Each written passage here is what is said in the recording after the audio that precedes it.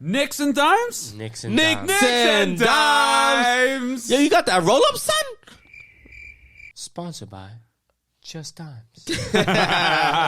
Word, tens? Fucking Only tens. Only tens, man, Yep. because these Knicks. Yeah. Well, my view this week is another Tom Thibodeau massacre. Thibodeau. Owner of Dimsdale Thibodeau. Thibodeau, whatever the fuck you want to call him. This guy got to go, man. Tell him, Jones. This guy got to go. Tell him. Like, you Tell him don't why. use the quality of your roster. You don't use all the talent that you got. You misuse the players that you have. Like, Hartenstein, you're not using well. Like, he's a perimeter player. Like, he's not really doing much with the sequence that you have. Sims is a big defensive player. You're not putting him in to give him confidence to, do good.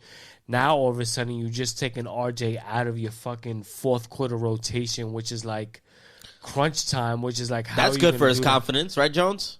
That's good for anybody's confidence. Not only that, it's like, bro, like you fucking signed him to make sure like you was going to be out there to hold it down for him. And then all of a sudden, in the opportunity to give him the burn, you're not giving him no burn. Yeah, he's supposed to be one of those players. Yeah, but, Thibodeau didn't think that way. Like, your rotation is still horrible to me. You're still giving high minutes to a handful of players when you have other players ready to go. You play the Clippers last night. It goes to overtime. You lose in overtime. You have Kawhi and PG, who are both like drop 30, like easy. And Cam Reddish nowhere to be found. Yeah.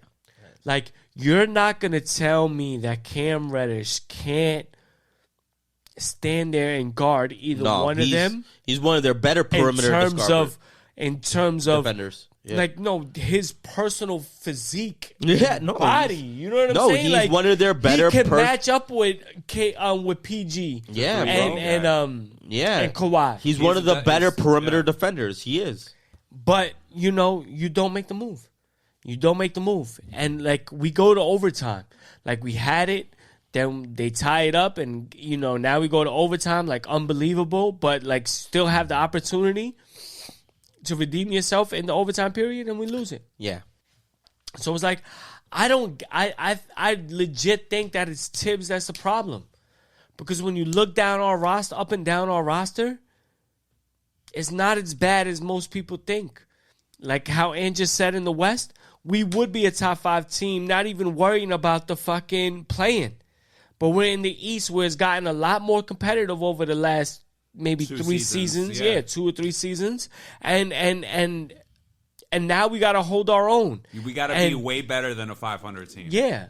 No, we do. And not only that, like, you got to be a 750 team in this bitch now. No, I mean, that's not realistic for what we got in terms of talent-wise, but I just feel like we should be in the upper echelon if the rotation was right, and it all comes down to Tom's shoulders.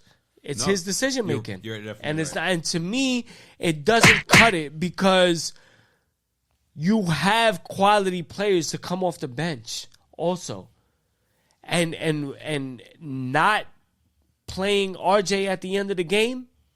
I don't know.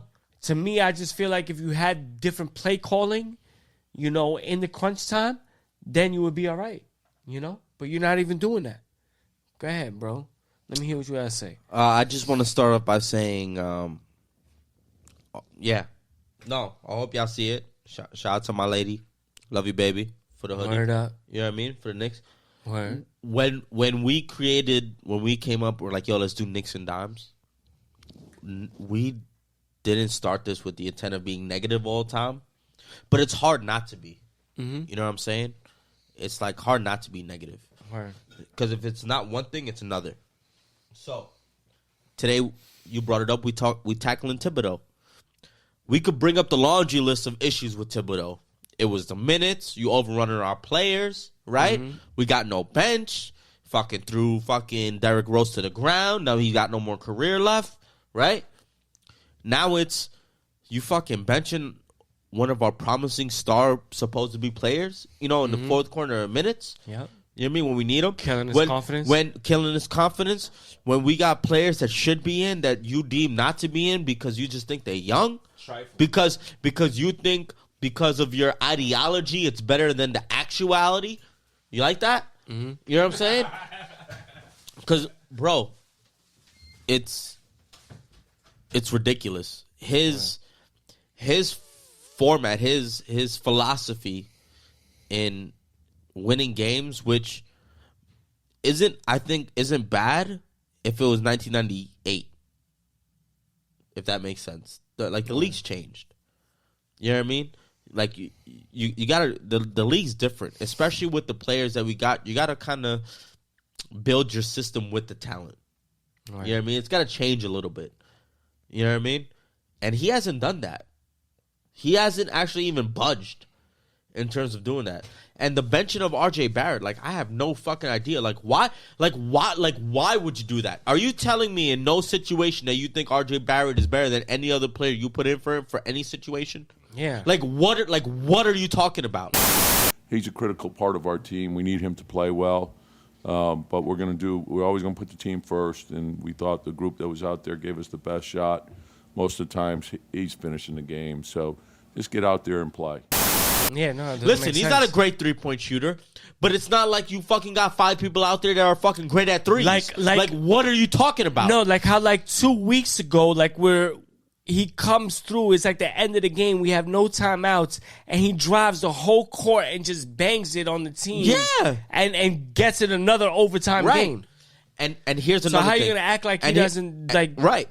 It's not about that life. Quality source of offense. How is he not about that life? Word. He's fucking RJ, all right? He's Facts. about that life, and he was drafted. He's not who we thought he would elevate to, but he's still nice as fuck. You know what I mean? And there's no reason he should be benched at the end of games, especially being one of the fucking key components for our franchise. That's number fucking 1.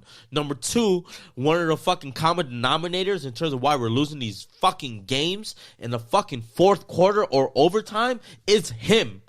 Is Thibodeau. Right. All right? Because you can't. Everything has been switched. Everything has been switched. You know what I mean? In terms of, we're fucking losing in the fourth. We can't close out. Well, it's fucking him now. Mm-hmm. He is the reason that I have now determined is the reason why we can't fucking close out a game.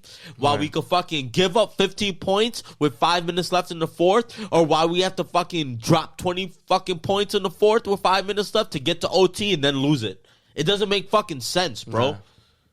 It doesn't make sense. It has to be how you're coaching and the playmaking and your rotations that you're putting in the game. Yeah, because let me just to piggyback off of what you're saying is like, you went in. You went in, and it's a fact. Because let me tell you something.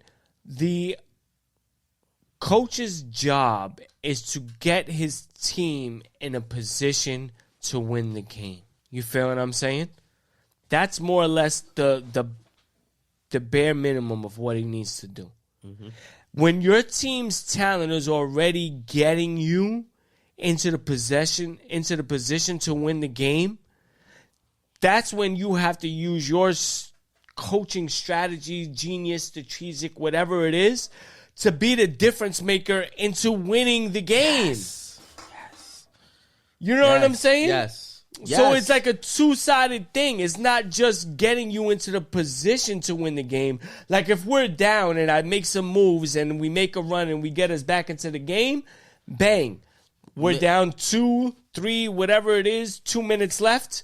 We're back in the game. You guys got to do what you got to do to make the game, but I also might have to call a play. And that's where the difference comes. May I? Remember how I made the mention of like, your shit will work in the 90s? Mm-hmm. Because what you're saying is kind of new to us in terms of history, right? Mm-hmm. In terms of the overall layout of basketball, okay? There is so much talent now in terms of what these players could do is that you let your talent ride you to the end and then you make the difference. Other than, this system will get you there and let my talented players win me. You know what I mean? Mm-hmm. It's more the latter is what I'm trying to get at. He doesn't come from that, though. No, I understand. Yeah. But that is my history. point. Thibodeau has a history of this same formula. Yes, that's my point. Did in Chicago, did it in Minnesota, and you got players nothing to his more ground than just being a first-round playoff team. One of the common denominators in terms of why we're losing these games in the fourth quarter or overtime is him.